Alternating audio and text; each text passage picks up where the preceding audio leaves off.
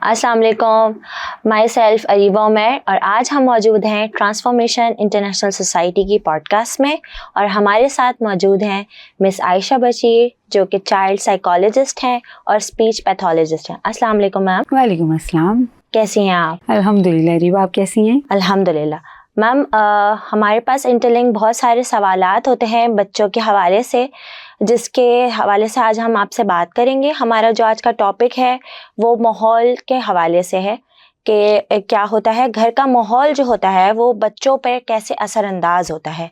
इसके बारे में आप क्या कहेंगी?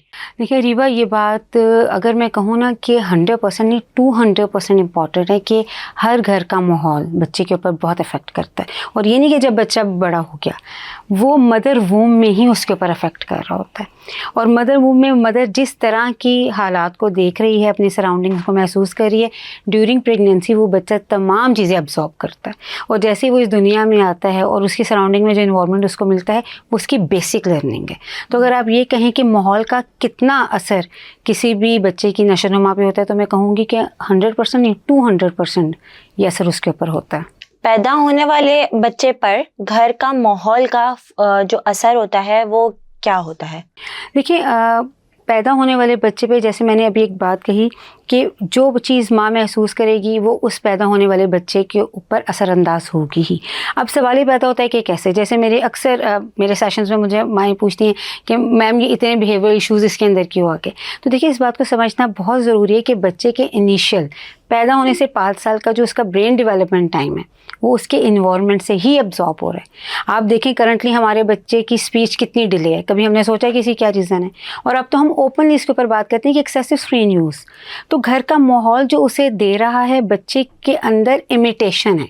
वो जो देखेगा, जो महसूस करेगा वो वही कॉपी करेगा और उसके लिए उसका इन्वायरमेंट जो चीज़ उसे दे रहा है वो वही रिफ्लेक्ट कर रहा है। तो यहाँ पे अगेन मैं ये चीज़ कहूँगी कि ये 100% ये चीज़ शो होती है कि उसका माहौल उसके लिए बहुत इंपॉर्टेंट है, जिसके अंदर उसकी डेवलपमेंट होती है।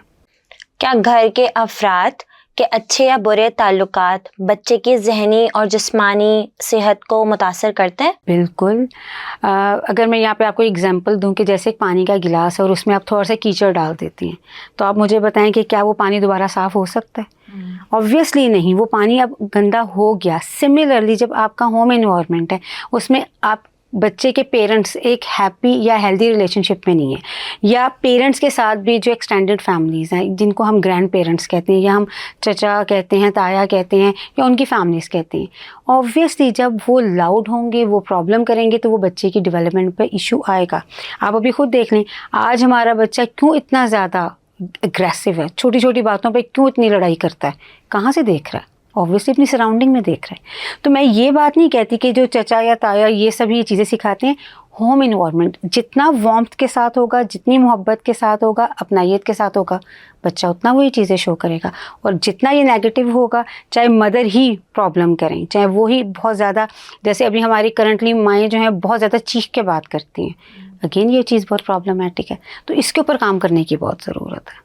घर में सुकून या तनाव का जैसे माहौल होता है तो माँ के ज़रिए वो बच्चे पे जाता है या नहीं? एब्सोल्युटली। जैसे तनाव का माहौल है, ऑब्वियसली जैसे मैंने अभी कहा ना कि बच्चा इमिटेशन पे है, बच्चा जो देखेगा उसने उसको कॉपी करना है। अब आप उसको लाफ्टर दे दें वो लाफ्टर कॉपी करेगा, आप उसे एग्रेसिव एक्सप्रेशन दे दें वो उसको कॉपी करेगा। कभी आप सोचें कि अब हर बच्चा नो क्यों जल्दी बोलता है, हर बात पे वो नो ही क्यों बोल रहा है, क्योंकि उसने सुना ही वो है। कभी आपने किसी बच्चे को यस बोलते हुए सुना है? अनफॉर्चुनेटली जैसे अभी मैं आपसे यहाँ पे सवाल करूँ कि आप कोई किसी भी चीज़ को एक्सप्रेस करने के लिए कोई पॉजिटिव कमेंट दें, आपको सोचना पड़ेगा। सिमिलरली बच्चे को नेगेटिव चीज़ें दी जाती हैं जो वो एब्जॉर्ब करता है। पॉजिटिव करने का हम कहेंगे ऑब्वियसली वो उसके लिए बड़ा प्रॉब्लम है, क्यों? क्योंकि उसने देखा ही नहीं। तो यहाँ पे अगेन मैं ये चीज़ कहूँगी कि किसी भी माहौल में अगर बच्चा रह रहा है, अगर एक बिहेवियर वो डेमोन्स्ट्रेट करता है, आप सिर्फ उस माहौल को ऑब्जर्व कर लें, आपको पता चल जाएगा वो किसको कॉपी कर रहा है। और ये हमारे पास 100% श्योर, मतलब कहते हैं ना कि हिस्ट्री के अंदर आता है कि अगर बच्चा एग्रेसिव बिहेवियर में मेरे पास आया है, मैं अगर पूछती हूँ कि फादर एग्रेसिव है या फैमिली में मदर, पता चल जाता है कि कहाँ से वो चीज़ें इमिटेट हो रही। तो ये बहुत इंपॉर्टेंट एलिमेंट है जिसके ऊपर हमें अब बहुत ज़्यादा काम करने की ज़रूरत है। माँ के हमल के दौरान घर का जो जज्बाती माहौल होता है उसकी से शख्सियत साजी होती है बच्चे की? एब्सोल्युटली। एब्सोल्युटली, मतलब एज ए मदर, मैं खुद एक माँ हूँ, मैं आपको ये चीज़ बताऊँगी कि जो कुछ माँ ड्यूरिंग प्रेगनेंसी महसूस कर रही होती है वो बच्चा 100% एब्जॉर्ब कर रहा होता है। आप कभी किसी भी बच्चे को अगर ऑब्जर्व करें, आप खुद देखेंगे कि उसका एंगर, उसका कोई भी चीज़ को एक्सप्रेस करने का तरीका उसकी सराउंडिंग से और सबसे ज़्यादा उसकी माँ से। कभी आप गौर करें कि बेटे जो हैं वो माँ की बात ज़्यादा नहीं सुनते। मैं अभी रिसेंटली किसी का पॉडकास्ट सुन रही थी, वहाँ पे मदर यही बात कह रही थी कि ये मेरी बात नहीं सुनता। क्या रीज़न है? कोई ना कोई रीज़न तो है ना कि वो बात नहीं सुन रहा।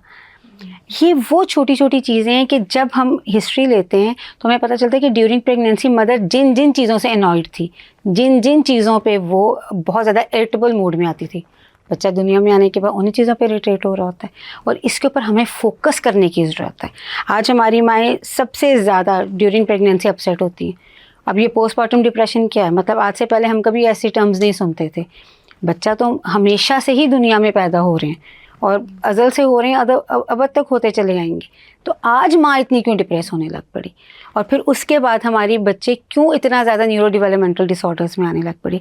ये बहुत बड़ा सवाल है जिसके ऊपर हम अभी तक फोकस नहीं है एंड स्टिल हम उसके ऊपर कोई ज़्यादा एफर्ट भी नहीं कर रहे, जिसके ऊपर हमें सीरियस होने की बहुत ज़रूरत है। क्या ख़ानदानी निज़ाम, जॉइंट फैमिली सिस्टम जो है वो बच्चे पर असरअंदाज होता है? देखिए, ये एक ऐसा क्वेश्चन है जिस पे मैं पर्सनली एक बात ये सोचती हूँ कि देखिए, बच्चे का आप डेवलपमेंटल टाइम देखेंगी ना, पैदा होने से 5 साल तक वो अपने एनवायरनमेंट को एब्जॉर्ब कर रहा है। अब वो जितने ज़्यादा लोगों के अंदर बैठेगा, जितना ज़्यादा बात करेगा, उतने जल्दी उसकी स्पीच डेवलप होगी। अनफॉर्चुनेटली करंटली मेरे पास जो हिस्ट्रीज़ लोगों की आती हैं, वहाँ पे जॉइंट फैमिली में बच्चा सबसे ज़्यादा प्रॉब्लम कर रहा है। वो चीज़ जो बच्चे की बेसिक डेवलपमेंट थी, जहाँ पे मुझे बच्चे को ज़्यादा लोगों के अंदर रखने का मैं हमेशा सजेस्ट करती हूँ, वहीं पे बच्चा सबसे ज़्यादा टारगेट हो रहा है। क्यों? कंपैरिजन, कि तुम ऐसा करते हो, वो तो ऐसा नहीं करता। तो जॉइंट फैमिली के जहाँ बहुत पॉजिटिव इम्पैक्ट्स हैं, वहाँ नेगेटिव, करंटली बहुत ज़्यादा नेगेटिव इम्पैक्ट भी देखने को आ रहे हैं। बट सिमिलरली मैं न्यूक्लियर फैमिली की बात भी यही कहूँगी कि न्यूक्लियर फैमिली में फादर काम पे चले जाते हैं, मदर घर पे के लिए, तो अब वो क्या करती हैं, बच्चे को स्क्रीन दे देती हैं। अब यहाँ पे again speech and learning issues हमारे सामने आ जाते हैं। तो इट्स वाइस वर्सा, जॉइंट भी उतनी ही बेहतर है जितनी न्यूक्लियर है, बट जहाँ पे वार्मथ ज़्यादा होगी, अंडरस्टैंडिंग होगी, एक्सेप्टेंस होगी, बच्चा नरिश करेगा। लेकिन जहाँ नहीं होगी, ऑब्वियसली उसके बाद आप इश्यूज देख ही रहेंगे हमारे पास क्या क्या आते हैं। अच्छा मैम, आपके सवालात के जवाब हमें मिल गए, लेकिन आप जाते जाते हमें कुछ मैसेज देना चाहेंगी, कुछ टिप्स देना चाहेंगी हमारी माओं को जो उनके लिए हेल्पफुल हो? देखिए रीबा, यहाँ पे मैं माओं से ही नहीं सिर्फ बात करना चाहूँगी, मैं तमाम फादर से भी बात करना चाहूँगी कि आज का बच्चा बहुत डेलिकेट है, ठीक है, ही और शी इज़ वेरी सेंसिटिव, और ये हम ही अनफॉर्चुनेटली उनको इतना सेंसिटिव बना रहे हैं। मेरी आप लोगों से रिक्वेस्ट है कि प्लीज़ बच्चों की पॉजिटिव चीज़ों को इन्हेंस करें और नेगेटिव को डिग्रेड नहीं करना आपने, ना ही लेबल करना है। जैसे मेरे पास कितने पेरेंट्स लेबल के साथ आते हैं और वो बाजिद होते हैं कि मैं उस लेबल के ऊपर साइन करूं, टोटल अनएथिकल। प्लीज़ गूगल के ऊपर अपने बच्चे को सर्च करने की बजाय आप प्लीज़ हमारे पास आ सकते हैं, किसी भी ऑथेंटिक साइकोलॉजिस्ट को मिल सकते हैं, लेकिन बच्चों के साथ आप जितना पॉजिटिव बात करेंगे, बच्चा आपको उतना पॉजिटिव रिस्पॉन्स देगा। और इस फॉरम के लिए मैं यही रिक्वेस्ट करूँगी कि प्लीज़ देखें, अभी भी नेगेटिविटी कंप्लीट स्प्रेड नहीं हुई, पॉजिटिविटी अभी भी है। आप हमेशा पॉजिटिव सोचें, आपके बच्चे ज़्यादा बेहतर पॉजिटिव इंसान बन के आपके सामने आएंगे। Thank you ma'am, thank you so much. अगर हमारी चैनल पसंद आया तो आप हमारे चैनल को सब्सक्राइब करें, लाइक करें, शेयर करें और अपने कमेंट्स के ज़रिए हमें अपने सवालात भेजें ताकि हम उन सवालात पे जवाबात आपको दे सकें। और अगर आपके माहौल में, आपके इर्द गिर्द कोई ऐसा केस है जो आप हमसे शेयर कर सकते हैं तो ज़रूर कीजिए। जज़ाकल्लाह।